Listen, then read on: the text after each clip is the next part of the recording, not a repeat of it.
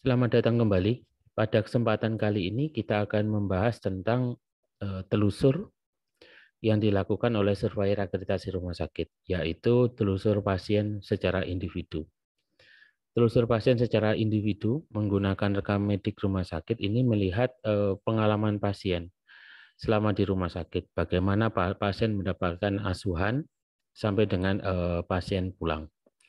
Untuk telusur secara individu di instalasi gawat darurat, kita akan melakukan penelusuran tentang proses yang diterima oleh pasien selama berada di instalasi gawat darurat. Proses tersebut dimulai dari screening pasien dari luar. Bagaimana rumah sakit melakukan proses screening pasien dari luar. Screening pasien dari luar itu adalah rumah sakit diakses oleh pasien melalui alat informasi. Pasien berada di rumah ataupun pasien berada di vaskes yang akan melakukan rujukan atau pasien di dalam perjalanan. Misalkan pasien berada di ambulan, itu adalah screening pasien. Pasien akan diterima oleh rumah sakit apabila kebutuhan dari pasien itu dapat diberikan oleh sumber daya di rumah sakit, baik itu ada sumber daya sarana prasarana atau sumber daya alat-alat kesehatan. Kemudian ketika pasien itu tiba di dalam rumah sakit, dilakukan proses screening pasien di dalam rumah sakit. Pasien akan melakukan pendaftaran pada admisi instalasi gawat darurat. Admisi instalasi gawat darurat bisa menjadi bagian satu atau integral dengan instalasi gawat darurat, bisa juga merupakan bagian yang terpisah dari instalasi gawat darurat. Secara prinsip, admisi IGD itu memang secara khusus memberikan pelayanan terhadap pendaftaran pasien IGD. Kemudian pasien akan dilakukan verifikasi pemeriksaan. Verifikasi pemeriksaan ini merupakan bagian yang satu dengan proses triase di rumah sakit. Di verifikasi pemeriksaan, PPA atau profesional pemberi asuhan akan memverifikasi apakah pemeriksaan sebelumnya dapat digunakan di rumah sakit ataukah kemudian dilakukan pemeriksaan ulang di rumah sakit. Proses yang ada di triase pada intinya itu adalah memprioritaskan pelayanan. Jadi triase di rumah sakit adalah triase yang berbasis bukti. Kemudian setelah itu kemudian pasien akan mendapatkan asuhan atau pasien itu akan mendapatkan pelayanan. Nah, proses mendapatkan pelayanan dilakukan pemeriksaan diagnostik untuk kemudian menegakkan diagnosa dari pasien. Pemeriksaan diagnosis ini dilakukan di radiologi atau di laboratorium sesuai dengan indikasi pemeriksaan. Jadi di form permintaan laboratorium ataupun permintaan radiologi, indikasi pemeriksaan mesti dicantumkan. Apakah indikasinya adalah menegakkan diagnosa.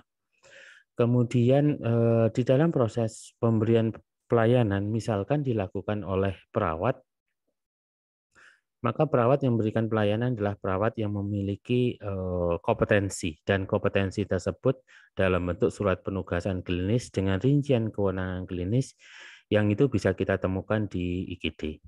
Nanti dalam pengkajian keperawatan UGD ada beberapa screening, yaitu screening nyeri, kemudian screening resiko jatuh sesuai dengan kebutuhan pasien. Untuk pelayanan kedokteran, setiap dokter di rumah sakit, terutama di UGD, memiliki surat penugasan klinis dan rincian kewenangan klinis.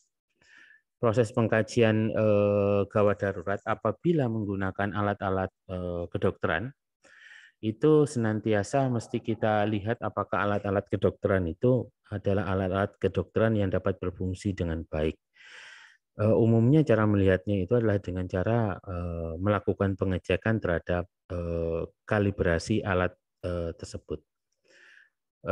Pada keadaan tertentu, surveyor juga dapat meminta informasi tentang cara penggunaan alat yang ada di instalasi gawat darurat. Kemudian berkaitan dengan pelayanan yang diterima oleh pasien pada keadaan emergensi, rumah sakit mesti memiliki troli emergency. Troli emergency itu selalu dilakukan pengisian ulang apabila digunakan oleh staf medis yang bertugas. Proses pengisian ulang dilakukan oleh farmasi rumah sakit dengan cara kemudian melakukan penyegelan ulang. Jadi setiap penggunaan segel dari troli emergency dibuka dan pada akhir penggunaan kemudian diinformasikan kepada farmasi untuk kemudian dilakukan pengisian ulang. Di dalam troli emergency tersebut kita bisa temukan kartu stok, kemudian expired date dari obat-obatnya atau beyond update dari obat-obatnya itu. Nah, di sana pasien akan dilakukan proses stabilisasi sampai dengan pasien siap untuk kemudian ditransfer. Apabila pasien sesuai dengan kebutuhannya, sesuai dengan kemampuan rumah sakit, maka pasien ditetapkan prioritas pelayanan, baik itu preventif, paliatif, kuratif, rehabilitatif. Nah, proses pelayanan tersebut misalkan didaftarkan untuk pasien rawat inap, pada unit-unit khusus ada kriteria kemudian masuk. Misalkan kriteria pada instalasi perawatan intensif atau ICU. Itu ada kriteria masuk ke ICU. Kemudian ada kriteria keluar dari ICU. Apabila sumber daya di rumah sakit tidak mampu untuk memberikan pelayanan sesuai dengan kebutuhan pasien, maka pasien akan ditransfer atau dirujuk ke rumah sakit yang memiliki kemampuan untuk memenuhi kebutuhan dari pasien. Kemudian proses pelayanan yang diterima oleh pasien senantiasa meningkatkan keselamatan dari pasien, sehingga nanti diharapkan tidak ada insiden keselamatan pasien, dan setiap petugas yang bekerja di IGD selalu mampu bekerja dengan prinsip-prinsip manajemen risiko, sehingga tidak didapatkan insiden keselamatan kerja, baik itu tertusuk jarum ataupun insiden paparan dari bahan-bahan B3. Jadi itu adalah sekilas yang akan kita eksplorasi di dalam instalasi gawat darurat.